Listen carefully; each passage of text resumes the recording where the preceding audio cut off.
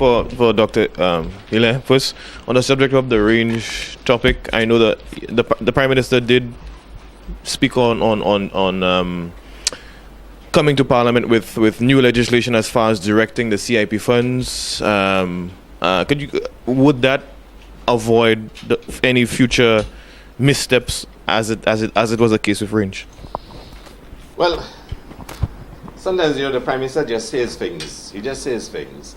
And it becomes a whole snowball of confusion.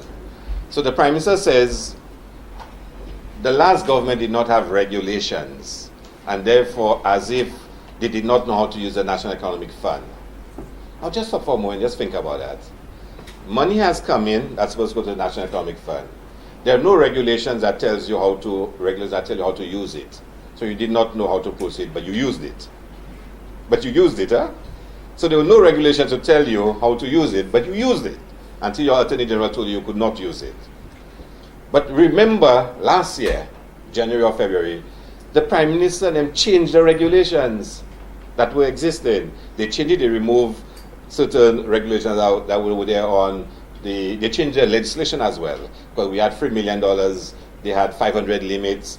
They changed all of that. So if you had money coming in and you had an intent to use it rightfully, surely when you changed the regulations earlier, you could have just changed it and said the money can be used for hotel development. No? Simple. But then all of that is not necessary. The law is very clear.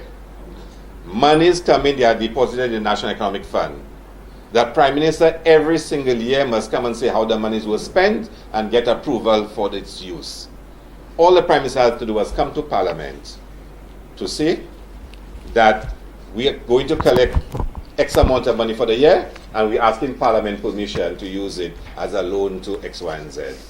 Now, we would oppose it because we don't think that's how the people's donation money should be used. But he has a majority in Parliament. The Prime Minister could have, within 10 minutes, dealt with that issue, And that's why it raises some very interesting questions. The Prime Minister could have come to the House and within 10 minutes add a new regulation like he did last year, or just get Parliament to approve to use the money as a loan. He has a majority in the House. Why didn't he do it? Yeah, well, just as a follow-up question, the Office of the Prime Minister, at least one other local publication, claims that the Prime Minister or the Minister of Finance has in fact gone to Parliament to lay before Parliament the annual report from the CIP board. Has this ever occurred to any of your knowledge? Yes, there has been the report for the first 2 years table. And was that adhered to as per the legislation? But yes, but that's a different issue. The contents of the report as well? Well, that's a different issue. But a report was tabled. In fact, I don't know if you recall, when they tabled the report and I checked my documents, I realized I didn't have the proper accounting reports, and we found out that the other side had both, but we didn't have both, and they agreed to give us copies of both. But yes, they did come and submit a report. Now, the thing about those reports, when they are tabled in the House, there's no debate on them. It's just tabled. So if you don't even check your papers properly, you won't even see that a report was slipped in there or put in there. But I can tell you, yes, a report was submitted. As to whether it reached all the requirements, I'm not sure. But it was written as a document of the House. We would expect the opposition to do their due diligence in the sense of ensuring that the report meets the requirements. No, that's why we have continued to call on the Prime Minister to explain how the monies were used. But in that light, I'd like to ask the opposition though, because we keep coming back and hearing this all the time. The Prime Minister does this, he's in contravention of this. If there are legal ramifications or constitutional ramifications, why are we not seeing any sort of action through the proper channels in that sense? But you see, again, is how the laws in the country are, constructed. There is no penalty in the laws for some of those things. Parliament is operating on the basis that they are men of goodwill and men of honesty and integrity that will respect the conventions and the traditions of Parliament. So who protects the people if it's not the case? But that's the point. I mean, there's so many instances we can give you all where we believe the government has run afoul of the requirements of Parliament. But there are no penalties.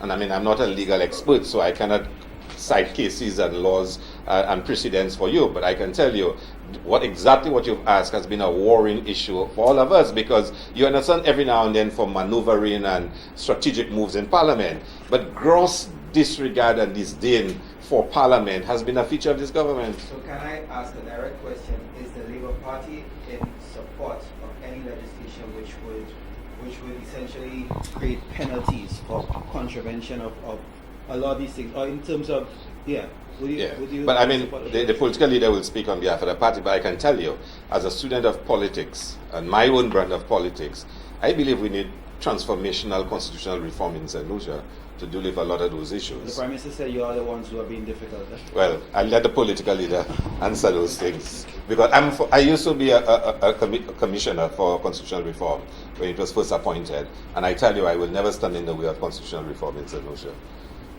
I have a question for the political leader as far as the health. Oh, sorry.